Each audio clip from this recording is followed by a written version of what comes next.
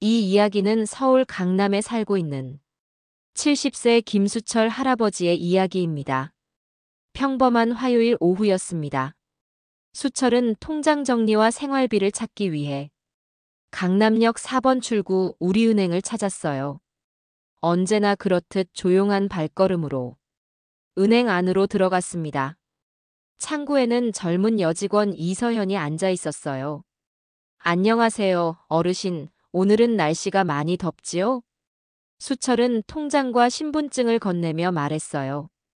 더워도 너무 더워요. 그나마 이렇게 은행이라도 와야 시원한 바람에 쉬어간다니까. 매달 은행을 찾는 수철을 모르는 직원은 없었어요. 이 통장 정리해 주시고 이번 달은 100만 원 뽑아주세요. 서연은 친절한 미소를 지으며 통장을 받아들었습니다. 하지만 컴퓨터 화면을 확인하는 순간 서연의 표정이 급변했어요. 눈이 커지더니 이마에 주름이 생겼습니다. 서연은 주위를 살펴보더니 수철에게 낮은 목소리로 속삭였어요. 뒤돌아보지 마시고 제 말만 들어주세요. 수철의 심장이 쿵쾅거리기 시작했습니다. 무슨 일인지 짐작이 되지 않았지만 서연의 진지한 표정에서 심상치 않음을 느꼈어요. 최근 며칠 사이에 어르신 명의로 이상한 대출 신청이 들어와 있어요. 그런데 신청인이 바로 아드님이세요. 이거 알고 계셨나요? 서연의 말에 수철은 머리가 멍해졌습니다. 대출? 자신의 명의로? 그것도 아들이? 어떻게? 뭐라고요? 수철의 목소리가 떨렸어요. 서연은 더욱 조심스럽게 말을 이어갔습니다. 지금까지 진행된 내용을 보면 상당히 큰 금액이에요. 그런데 어르신께서 직접 오신 적이 없어서 이상하다고 생각했거든요. 그때였어요. 수철이 뒤에서 누군가의 시선을 느꼈습니다. 천천히 고개를 돌려보니 둘째 아들 도현이 서 있었어요.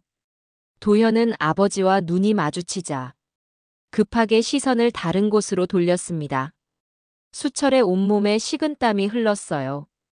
가슴이 철렁 내려앉는 느낌이었습니다. 도현아, 너 거기서 뭐 하고 있는 거야? 도현은 아버지 몰래 무슨 일을 벌이고 있는 걸까요? 믿었던 아들의 배신 앞에 아버지는 어떤 선택을 하게 될까요?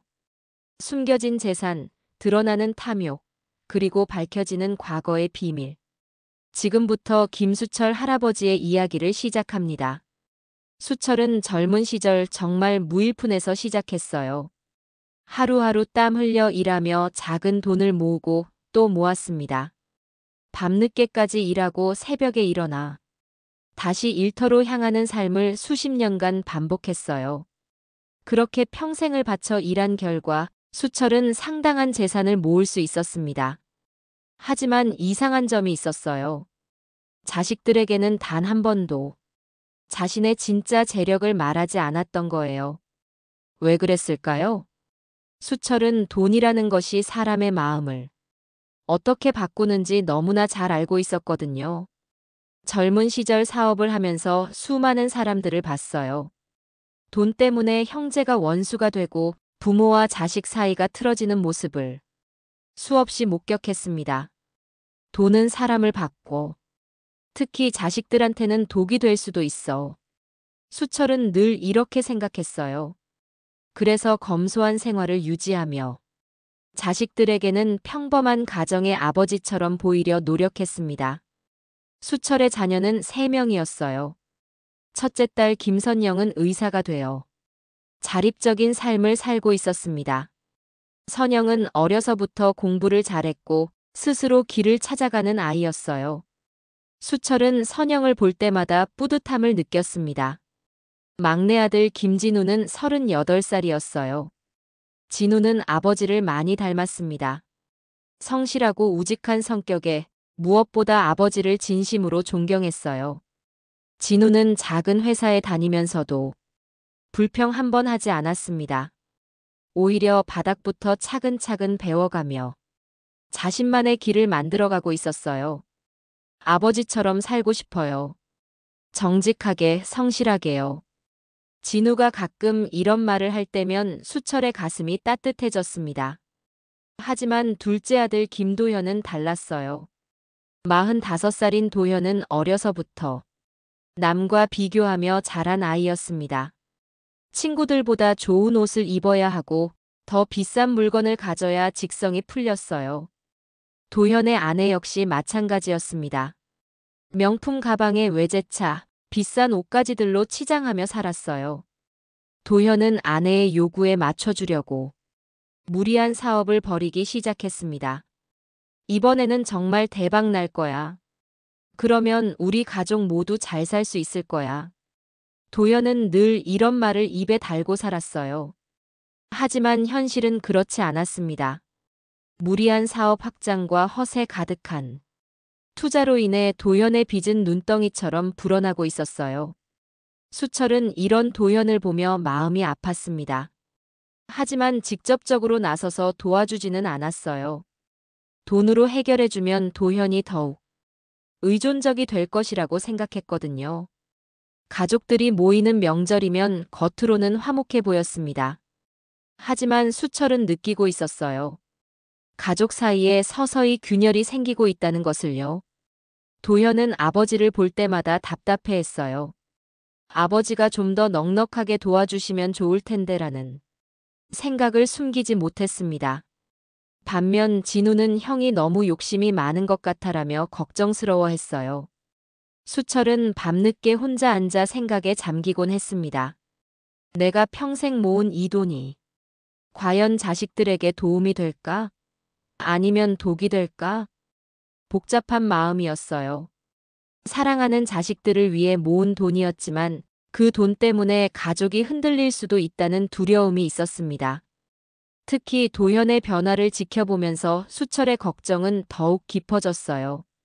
예전에는 그래도 가족을 생각하는 마음이 있었는데 요즘에는 오로지 돈과 성공에만 관심이 있는 것 같았거든요. 돈이 사람을 바꾼다더니 정말 그런 것 같구나. 수철은 한숨을 쉬며 중얼거렸습니다. 하지만 아직까지는 도현도 자신의 아들이고 언젠가는 변할 것이라고 믿고 싶었어요. 그런데 며칠 후 수철에게는 상상도 못한 일이 일어나게 된 거예요. 평범하게 시작된 하루가 그의 인생을 송두리째 흔들어 놓을 사건의 시작이었어요. 평범한 은행 방문이 하루아침에 수철 가족의 운명을 뒤흔들었습니다. 받은 적도 없는 대출이 벌어지고 있었고 아버지를 따라온 둘째 아들의 수상한 눈빛까지. 도현아, 너 거기서 뭐 하고 있는 거야? 수철의 목소리가 떨렸어요. 도현은 당황한 기색을 숨기려고 애썼지만 소용없었습니다. 아, 아버지. 우연히 지나가다가 뵙게 되어서요. 도현의 대답은 어색했어요. 평소 자신감 넘치던 모습과는 전혀 달랐습니다. 서연은 상황을 파악하고 더욱 조심스럽게 말했어요. 어르신, 일단 오늘은 이렇게 마무리하시고 내일 다시 오시면 자세한 내용을 말씀드릴게요. 수철은 고개를 끄덕였지만 머릿속은 온통 혼란스러웠어요. 도현이 자신의 명의로 대출을? 그것도 몰래? 은행을 나서면서 수철은 도현을 돌아봤습니다. 도현은 여전히 눈을 마주치지 못하고 있었어요. 도현아, 우리 집에 가서 이야기 좀 하자. 수철의 목소리는 평상시보다 낮고 무거웠습니다. 도현은 어쩔 수 없이 고개를 끄덕였어요. 집으로 가는 길 수철의 마음은 복잡했습니다. 믿고 있던 아들이 자신을 속였다는 사실이 믿어지지 않았어요. 설마 도현이가 그럴 리는 없을 거야. 뭔가 오해가 있을 거야. 수철은 스스로를 달래려 했지만 불안함은 더욱 커져갔습니다. 도현도 마찬가지로 혼란스러웠어요. 아버지가 평소에 그 은행을 자주 이용한다는 사실을 몰랐다는 큰 실수를 저지른 거였죠. 어떻게 설명하지? 아버지한테 뭐라고 말하지? 도현의 머릿속은 온통 변명거리를 찾는데 급급했습니다. 집에 도착한 후 수철은 거실 소파에 앉았어요. 도현도 맞은편에 앉았지만 여전히 수철의 눈을 피하고 있었습니다. 도현아, 은행에서 들은 이야기가 사실이야? 수철의 질문에 도현은 한동안 말이 없었어요. 입술을 깨물며 고민하는 모습이었습니다. 아버지, 그게. 도현이 말을 시작하려는 순간 현관문이 열리며 진우가 들어왔어요. 아버지, 다녀왔습니다. 어, 형도 와 있네요. 진우는 거실의 무거운 분위기를 금세 눈치챘습니다. 아버지의 굳은 표정과 형의 위축된 모습을 보니 뭔가 심각한 일이 있었다는 것을 알 수 있었어요. 수철은 진우를 보며 안도감을 느꼈습니다. 적어도 진우만큼은 자신을 실망시키지 않을 거라는 믿음이 있었거든요. 그날 밤 수철은 잠을 이루지 못했어요. 도현이 결국 아무 말도 하지 않고 집을 나갔거든요. 진우가 형한테 무슨 일이 있었느냐고 물어봤지만 수철은 대답할 수가 없었습니다. 다음 날 아침 일찍 수철은 다시 은행을 찾았어요. 서연은 수철을 보자마자 따로 상담실로 안내했습니다. 어르신, 어제 말씀드린 내용에 대해 자세히 설명드릴게요. 서연이 보여준 서류들을 보는 순간 수철은 현실을 받아들일 수밖에 없었어요. 도현이 자신의 명의로 이미 수천만 원을 대출받았다는 사실이 명확하게 드러나 있었습니다. 이게 정말 제 아들이 한 짓인가요? 수철의 목소리가 떨렸어요. 서연은 안타까운 표정으로 고개를 끄덕였습니다. 죄송해요, 어르신. 저희도 이상하다고 생각해서 확인해 보니까 이런 결과가 나온 거예요. 수철은 서류를 들여다보며 생각에 잠겼어요. 도현이 왜 이런 일을 저질렀을까요? 사실 도현의 문제는 어려서부터 시작됐어요. 도현은 첫째도 막내도 아닌 애매한 위치에서 자랐습니다. 첫째 선영은 공부를 잘해서 늘 칭찬받았고 막내 진우는 귀여움을 독차지했어요. 도현만 혼자 관심에서 소외된 느낌이었습니다. 그래서 도현은 어려서부터 관심을 받기 위해 다른 방법을 찾았어요. 친구들보다 더 비싼 물건을 가지거나 더 화려한 이야기를 만들어내는 것이었습니다. 우리 아버지는 큰 사업을 하셔서 돈이 많아. 도현은 친구들 앞에서 이런 말을 자주 했어요. 사실이 아니라는 것을 알면서도 그런 말을 할 때만큼은 친구들의 관심을 받을 수 있었거든요. 성인이 된 후에도 도현의 허영심은 계속됐습니다. 결혼한 아내 역시 비슷한 성향이었어요. 명품을 좋아하고 남들에게 보이는 것을 중요하게 생각하는 사람이었습니다. 여보, 우리도 외제차 하나 살까? 옆집에서 새 차 뽑았던데. 그래, 우리도 해야지. 체면이 있는 거 아니야? 이런 대화들이 도현 집에서는 일상이었어요. 하지만 현실적으로 그들의 경제력으로는 그런 생활을 감당할 수 없었습니다. 도현은 자신의 능력을 과신하며 무리한 사업을 시작했어요. 친구들과 함께 음식점을 차렸다가 실패하고 온라인 쇼핑몰을 운영하다가 또 실패했습니다. 실패할 때마다 빚은 늘어갔지만 도현은 포기하지 않았어요. 이번에는 다를 거야. 이번에는 정말 성공할 수 있어. 도현은 늘 다음을 기약했습니다. 하지만 현실은 그를 용서하지 않았어요. 빚은 눈덩이처럼 불어났고 아내의 불만도 커져갔습니다. 당신 언제까지 이럴 거예요?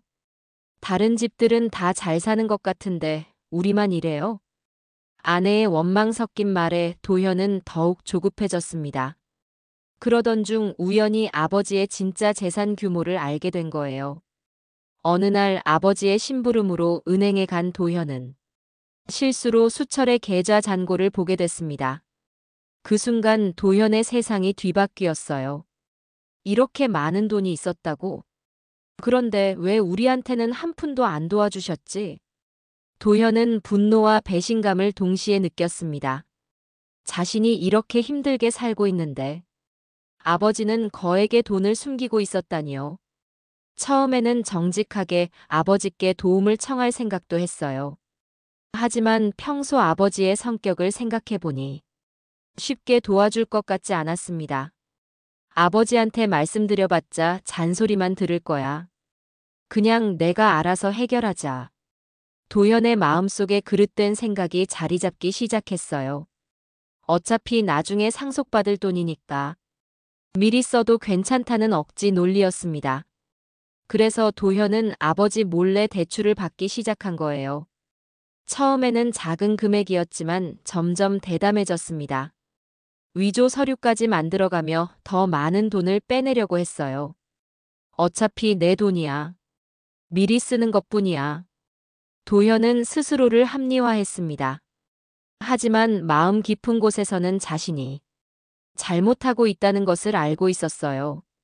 그래서 더욱 조심스럽게, 더욱 은밀하게 행동했습니다. 탐욕은 도현을 완전히 눈멀게 했어요. 가족에 대한 사랑보다 돈에 대한 욕심이 더 커져버린 거죠. 은행에서 나온 수철은 집에 돌아와 진우를 불렀어요. 진우야, 아버지가 너한테 할 말이 있다. 진우는 아버지의 심각한 표정을 보고 긴장했습니다. 아버지, 무슨 일이세요? 수철은 은행에서 있었던 일을 진우에게 모두 털어놨어요. 도현이 자신의 명의로 대출을 받았다는 사실부터 그동안 숨겨왔던 자신의 진짜 재산 규모까지 모든 것을 말했습니다. 진우는 충격을 받았어요. 형이 아버지를 속여가며 돈을 빼냈다는 사실이 믿어지지 않았거든요. 형이 정말 그런 일을 했다고요? 그런 것 같다. 하지만 아직 확실하지 않으니까 우리가 직접 확인해 봐야겠다. 수철과 진우는 다시 은행을 찾았어요. 이번에는 서연이 더 자세한 자료를 준비해뒀습니다. 서연은 며칠 동안 도현의 행적을 추적했어요. 은행 직원으로서 의무감을 느꼈거든요. 선량한 노인이 자신의 아들에게 속고 있다는 사실이 마음 아팠습니다. 어르신, 이 서류들을 보세요. 서연이 보여준 자료들은 충격적이었어요. 도현이 이미 수억 원을 빼돌린 증거가 명확하게 나와 있었습니다. 위조된 서명, 조작된 서류들이 한눈에 보였어요. 이것들이 모두 위조된 거라고요? 수철의 손이 떨렸습니다. 진우도 마찬가지로 믿을 수 없다는 표정이었어요. 네, 필체 분석 결과 어르신의 서명이 아닌 것으로 나왔어요. 그리고 이 서류들도 원본이 아닌 복사본을 조작한 것으로 보입니다. 서연의 설명을 들으며 수철은 가슴이 무너지는 것 같았어요. 자신이 그토록 사랑했던 아들이 자신을 이렇게 속였다니요. 아버지, 괜찮으세요? 진우가 걱정스러운 목소리로 물었습니다. 수철의 얼굴이 창백해 보였거든요. 괜찮다. 하지만 이제 확실해졌구나. 수철은 떨리는 손으로 서류를 다시 한번 들여다봤어요. 도현의 배신이 더 이상 의심의 여지가 없는 사실이 됐습니다. 그때 서연이 조심스럽게 말했어요. 어르신, 더 심각한 문제가 있어요. 이 서류들을 보면 아드님이 앞으로도 더 큰 금액을 대출받으려고 계획하고 있는 것 같아요. 더 큰 금액이라고요? 네, 이미 준비해둔 서류들이 몇 개 더 있거든요. 수철은 충격의 말이 나오지 않았어요. 도연의 탐욕에는 끝이 없는 것 같았습니다. 집으로 돌아가는 길에 수철은 진우에게 말했어요. 진우야, 아버지가 참 바보였나 보다. 내 형을 너무 믿었나 봐. 아버지, 그런 말씀 마세요. 아버지 잘못이 아니에요. 진우는 아버지를 위로했지만 마음속으로는 형에 대한 분노가 치밀어 올랐어요. 어떻게 자신의 아버지를 이런 식으로 속일 수 있는지 이해할 수 없었습니다. 그날 저녁 수철은 혼자 방에 앉아 있었어요. 오랜 시간 생각에 잠겨 있다가 중얼거렸습니다. 내 어머니가 살아계셨다면 내 모습을 보고 얼마나 슬퍼했겠느냐. 수철의 아내는 10년 전에 세상을 떠났어요. 살아생전에 자식들을 가장 아끼던 사람이었습니다. 특히 도현을 많이 걱정했었어요. 여보, 도현이가 좀 걱정돼요. 너무 욕심이 많은 것 같아서요. 아내가 생전에 했던 말이 떠올랐습니다. 그때는 그냥 지나쳤는데 지금 생각해보니 아내의 걱정이 현실이 된 거예요. 수철은 가슴이 미어지는 것 같았습니다. 믿었던 아들의 배신은 돌이킬 수 없는 상처가 되어버렸어요. 며칠 후 도현이 집에 나타났어요. 수철은 도현을 거실로 불렀습니다. 도현아, 앉아라. 수철의 목소리는 평소와 달랐어요. 차갑고 단호했습니다. 도현은 무언가 잘못됐다는 것을 직감했어요. 아버지, 무슨 일이세요? 너 은행에서 한 짓 다 알고 있다. 수철이 서류를 도현 앞에 내밀었습니다. 도현은 그 서류를 보는 순간 얼굴이 하얗게 질렸어요. 아버지, 이건 변명하지 마라. 증거가 다 여기 있다. 수철의 목소리가 떨렸습니다. 분노와 실망이 뒤섞인 감정이었어요. 그런데 도현의 반응은 예상과 달랐습니다. 처음에는 당황하는 듯 했지만 곧 오히려 당당해졌어요. 아버지, 제가 왜 이런 일을 했는지 아세요? 뭐라고? 아버지가 이렇게 많은 돈을 갖고 계시면서 왜 저한테는 도움 한 번 안 주셨어요? 도현의 말에 수철은 어이가 없었습니다. 자신이 잘못을 저지르고는 오히려 아버지를 원망하다니요. 도현아, 내가 지금 뭔 소리를 하는 거야? 아버지 돈은 결국 제 목 아닙니까? 차라리 지금 주십시오. 도현의 말에 수철은 분노로 말이 나오지 않았어요. 가슴이 답답하고 숨이 막히는 것 같았습니다. 평생을 바쳐 기른 아들이 이런 말을 하다니요. 그때 현관문이 열리며 진우가 들어왔어요. 거실의 긴장된 분위기를 보자마자 상황을 파악했습니다. 형, 아버지께 그런 말씀이 어떻게 나와요? 진우의 목소리에는 분노가 담겨 있었어요. 형이 아버지를 속인 것도 모자라 이제는 협박까지 하고 있는 거예요. 우리가 돈 때문에 아버지를 흔들면 안 되잖아요. 하지만 도현은 물러서지 않았습니다. 진우야, 너는 몰라. 나는 지금 정말 절박해. 이 돈 없으면 난 정말 끝장이야. 그렇다고 아버지 명의를 도용해도 된다는 거예요? 형제의 대립이 격해졌어요. 수철은 두 아들이 싸우는 모습을 보며 더욱 마음이 아팠습니다. 도현은 눈물을 흘리기 시작했어요. 아버지, 제발 도와주세요. 정말 죽을 것 같아요. 빚쟁이들이 매일 찾아와서 협박해요. 하지만 그 눈물에도 여전히 탐욕이 느껴졌어요. 진정한 뉘우침이 아닌 돈을 얻기 위한 연기 같았습니다. 도현아, 내가 이렇게까지 변할 줄은 몰랐다. 수철의 목소리는 실망으로 가득했어요.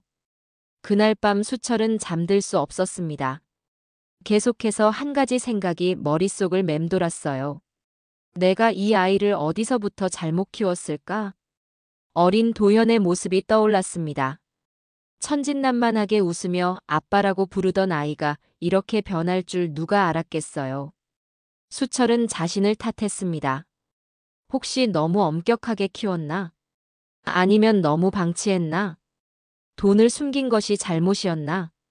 하지만 아무리 생각해도 답은 나오지 않았어요. 다만 한 가지는 확실했습니다. 도현의 탐욕은 이미 돌이킬 수 없는 지경에 이르렀다는 것이요. 다음 날부터 도현은 더욱 노골적으로 아버지를 압박하기 시작했어요. 집에 와서는 계속해서 돈 이야기만 했습니다. 아버지, 제발 좀 도와주세요.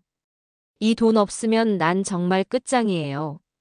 도현은 울부짖었지만 그 목소리 밑바닥에는 변함없는 탐욕이 깔려 있었어요. 빚쟁이들이 집까지 찾아와요. 아내도 스트레스 받아서 병원에 다녀야 할 정도예요. 도현은 온갖 이유를 들며 아버지의 동정심을 자극하려 했습니다. 하지만 수철은 흔들리지 않았어요. 오히려 도현의 모습을 보며 더욱 실망감이 커졌습니다. 도현아, 내가 지금 하는 말들이 다 거짓말인 걸 아빠가 모를 줄 아니? 거짓말이 아니에요. 정말이에요. 도현은 더욱 격하게 부정했지만 수철의 마음은 이미 굳어 있었어요. 진우는 이런 형의 모습을 보며 참을 수 없었습니다. 형, 그만하세요. 아버지가 얼마나 실망하고 계신지 모르세요? 진우야, 너는 빚이 없으니까 그런 소리 하는 거야. 내 입장이 되어봐.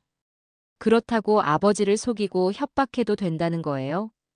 두 형제의 갈등은 날이 갈수록 격렬해졌어요. 집안의 공기는 무겁게 가라앉았습니다. 수철은 이런 상황을 지켜보며 깊은 절망에 빠졌어요. 가족이 돈 때문에 이렇게 갈라지는 모습이 너무 고통스러웠습니다. 어느 날 저녁 도현이 또다시 찾아와 무릎을 꿇었어요. 아버지, 마지막 부탁이에요. 제발 돈 좀 빌려주세요. 꼭 갚을게요. 하지만 수철은 이미 결심을 굳혔어요. 도현아, 이제 그만하자. 아빠는 내게 돈을 줄 수 없다. 왜요? 왜 안 되는 거예요? 너를 위해서다. 돈으로는 내 문제를 해결할 수 없어. 도현은 이해할 수 없다는 표정이었어요. 아버지가 돈이 있으면서도 도와주지 않는다는 것이 억울하기만 했습니다. 아버지는 제가 죽어도 상관없으시는 거군요. 도현이 소리를 지르며 집을 나갔어요. 수철은 그런 아들의 뒷모습을 바라보며 한숨을 깊게 쉬었습니다. 진우가 아버지 옆에 앉았어요. 아버지, 괜찮으세요? 괜찮다. 하지만 이제 결정을 내려야 할 때가 온 것 같구나. 수철의 목소리는 결연했습니다. 더 이상 망설일 수 없었어요. 도연의 탐욕이 가족 전체를 망가뜨리기 전에 선을 그어야 했습니다. 그날 밤 수철은 오랫동안 생각에 잠겨 있었어요. 평생을 함께한 아내가 그리웠습니다. 아내라면 이런 상황에서 어떤 선택을 했을까요? 여보, 내가 옳은 일을 하고 있는 건가요? 수철은 혼자 중얼거렸습니다. 하지만 마음속 깊은 곳에서는 이미 답을 알고 있었어요. 진정한 사랑은 때로는 단호함을 필요로 한다는 것을요. 며칠 후 수철은 이서연에게 고마움을 전하고자 커피를 하나 사들고 은행을 찾았어요. 그동안 저희 가족 일로 신경 써주셔서 정말 감사합니다. 서연은 따뜻한 미소를 지으며 커피를 받았어요. 별 말씀을요. 당연한 일을 했을 뿐이에요. 두 사람은 은행 로비 한쪽에 앉아 이야기를 나눴습니다. 수철은 서연의 친절함에 마음이 편안해졌어요. 아드님 문제는 좀 해결되셨나요? 아직 완전히 해결되지는 않았어요. 하지만 이제 어떻게 해야 할지는 알겠어요. 대화를 나누던 중 서연이 전화를 받기 위해 휴대폰을 꺼냈어요. 그 순간 수철은 휴대폰 배경화면을 보고 깜짝 놀랐습니다. 사진 속에는 젊은 여성이 환하게 웃고 있었는데 그 얼굴이 너무나 익숙했어요. 수철의 심장이 빠르게 뛰기 시작했습니다. 저 혹시 실례가 안 된다면 그 사진 속 분이 누구신지 물어봐도 될까요? 서연은 휴대폰을 보더니 슬픈 미소를 지었어요. 제 어머니세요. 돌아가신 지 오래됐어요. 수철은 말을 잇지 못했어요. 그 여성은 바로 자신의 첫사랑이었거든요. 20대 시절 진심으로 사랑했지만 불의의 사고로 잃어버린 사람이었습니다. 어머니 성함이 어떻게 되시나요? 박미영이에요. 수철의 온몸에 전율이 흘렀어요. 박미영. 그 이름을 듣는 순간 젊은 시절의 기억들이 파도처럼 밀려왔습니다. 미영은 수철이 25살 때 만난 여성이었어요. 작은 카페에서 일하던 그녀는 항상 밝은 미소를 지었고 수철은 그런 그녀에게 깊이 빠져들었습니다. 미영아, 나랑 결혼해 줄래? 수철이 청혼했을 때 미영은 기뻐하며 고개를 끄덕였어요. 두 사람은 결혼을 약속하고 미래를 계획했습니다. 하지만 운명은 잔혹했어요. 미영의 부모님은 가진 것 없는 수철을 반대했고 결국 둘은 헤어지게 되었습니다. 그러다가 시간이 지나 다른 여성과 결혼을 했지만 마음 한구석에는 항상 미영에 대한 그리움이 남아 있었습니다. 어머니께서 언제 돌아가셨나요? 수철의 목소리가 떨렸어요. 제가 5살 때요. 사고로 돌아가셨어요. 서연의 말을 듣는 순간 수철은 모든 것을 이해했습니다. 미영이 죽기 전에 아이를 낳았고 그 아이가 바로 서연이었던 거예요. 그럼 아버님은? 아버지는 어머니가 돌아가신 후에 저를 키우다가 제가 10살 때 재혼하셨어요. 지금은 연락을 안 해요.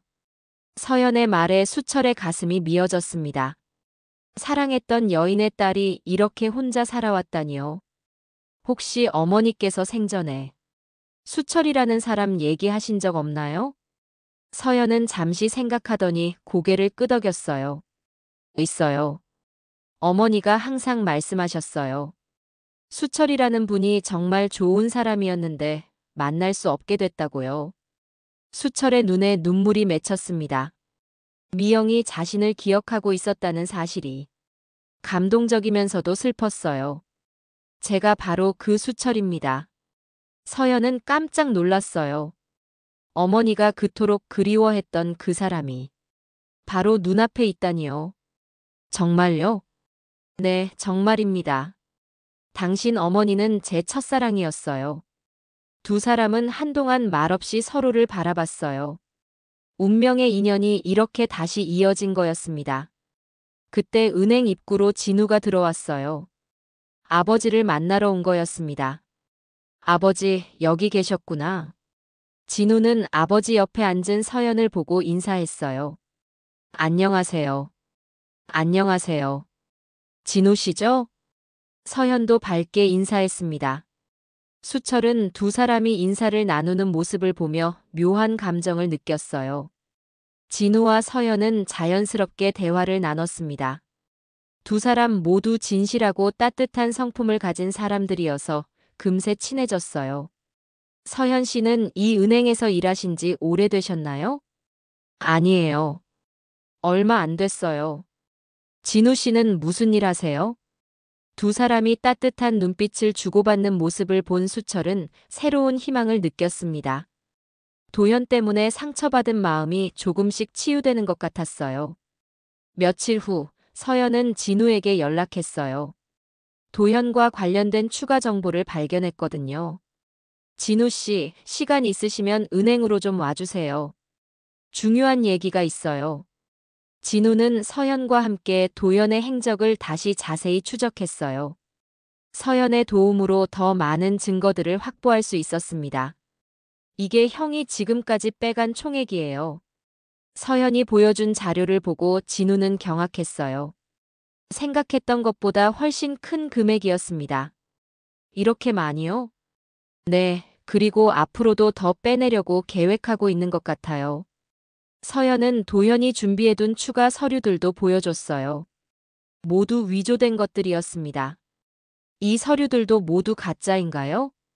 네, 필적 감정 결과 모두 위조된 것으로 나왔어요. 진우는 분노와 슬픔이 동시에 밀려왔어요. 형이 이렇게까지 치밀하게 아버지를 속였다니요. 두 사람은 모든 증거를 정리해서 수철에게 가져갔어요. 수철은 증거들을 하나하나 살펴보며 깊은 한숨을 쉬었습니다. 이제 더 이상 의심할 여지가 없구나. 수철의 목소리는 체념에 가까웠어요.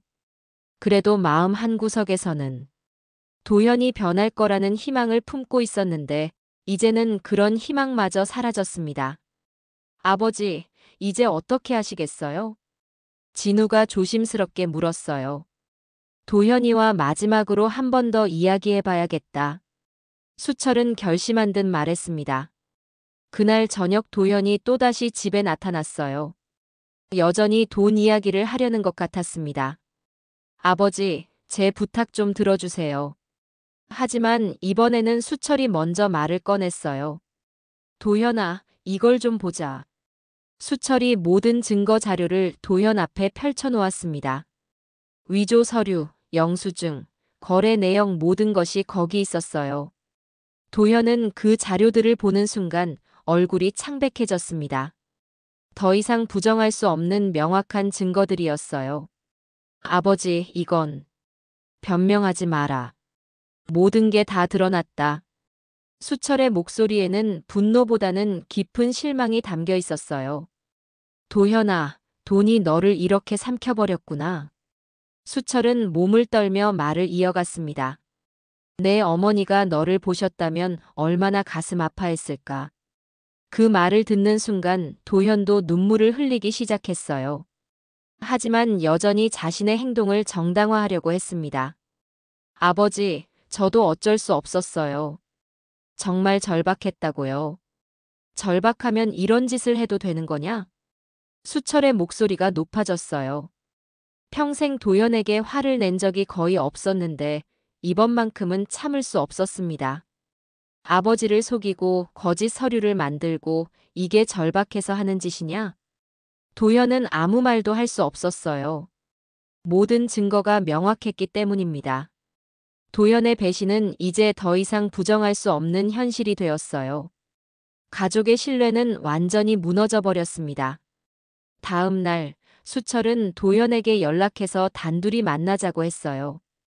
이제 마지막으로 아버지와 아들 사이에 진솔한 대화가 필요했습니다. 도현은 아버지의 부름을 받고 집에 왔어요. 거실에는 수철만 앉아 있었습니다. 앉아라. 수철의 목소리는 차분했지만 위험이 있었어요. 도현은 조심스럽게 아버지 맞은편에 앉았습니다. 한동안 침묵이 흘렀어요. 수철은 도현을 바라보며 복잡한 감정을 느꼈습니다. 분노, 실망, 그리고 여전히 남아있는 사랑까지. 도현아, 아버지한테 할 말 없느냐? 수철의 말에 도현은 고개를 들 수 없었어요. 부끄러움과 죄책감이 밀려왔습니다. 아버지. 도현의 목소리가 떨렸어요. 그동안 강하게 버텨왔던 마음의 벽이 무너지기 시작했습니다. 아버지, 죄송해요. 도현은 갑자기 바닥에 무릎을 꿇었어요.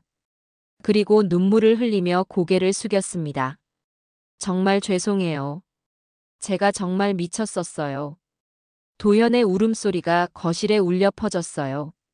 수철은 그런 아들을 보며 마음이 아팠습니다. 여전히 자신의 아들이었거든요. 도현아, 고개를 들어라. 수철의 목소리는 부드러워졌어요. 도현은 눈물로 범벅이 된 얼굴을 들어 아버지를 바라봤습니다. 아버지는 너를 사랑한다. 지금도 앞으로도 변함없이 사랑할 거다. 수철의 말에 도연은 더욱 울음을 터뜨렸어요. 하지만 내가 바라던 재산은 줄 수 없다.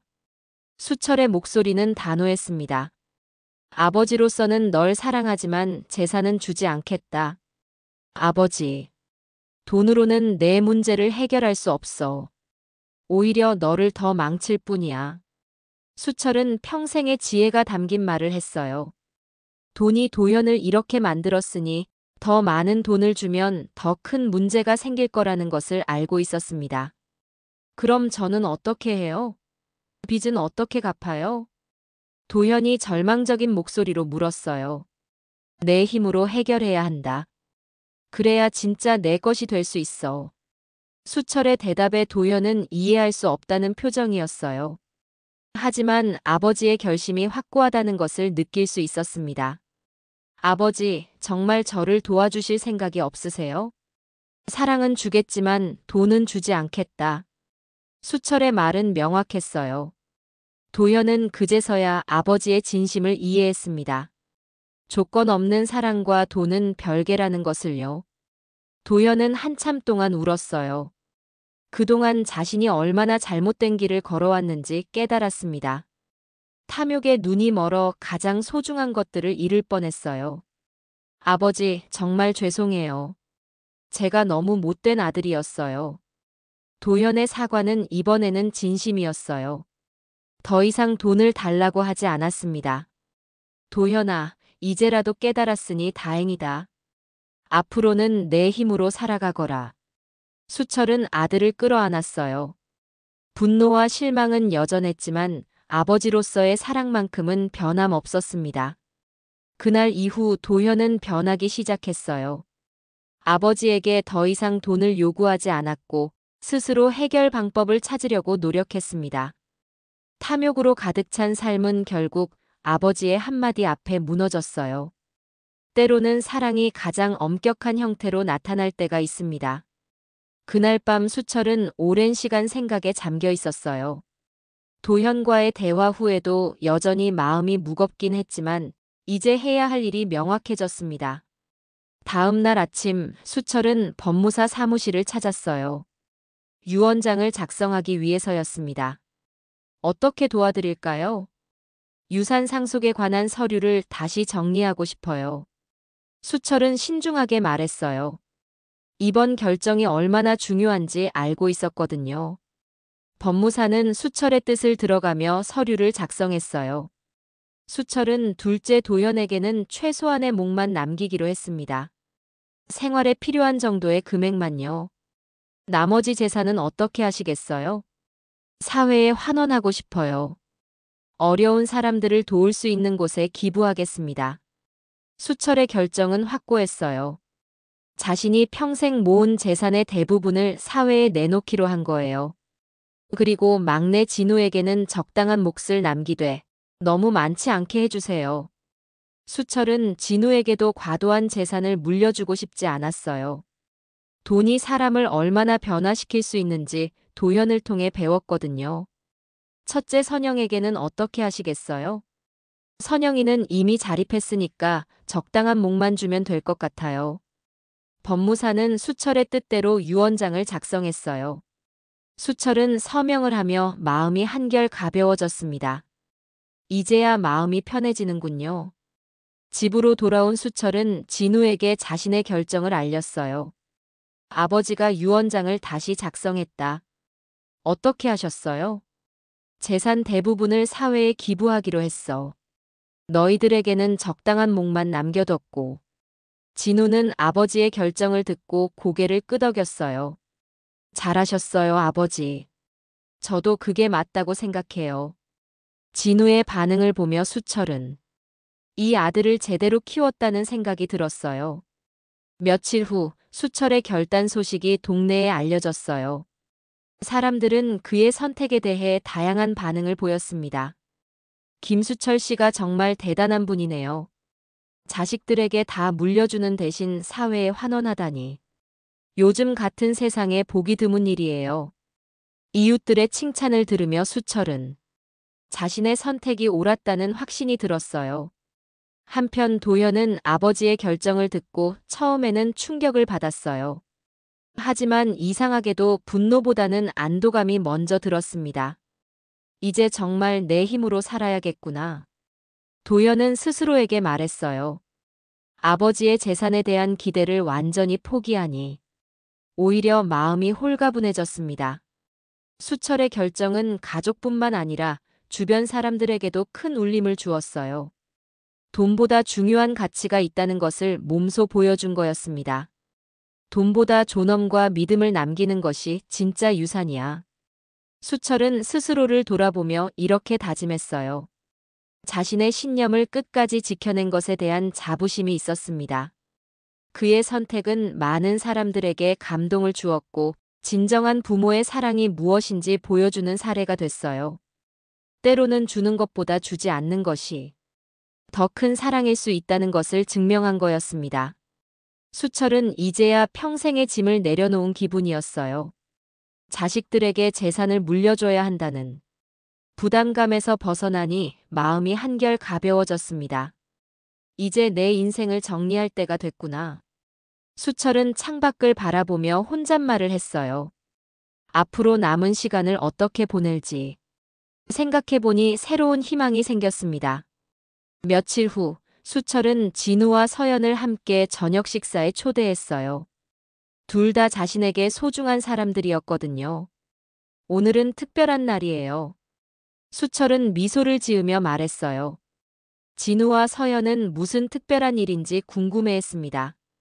식사를 하며 수철은 서연에게 자신과 그녀의 어머니 이야기를 자세히 들려줬어요.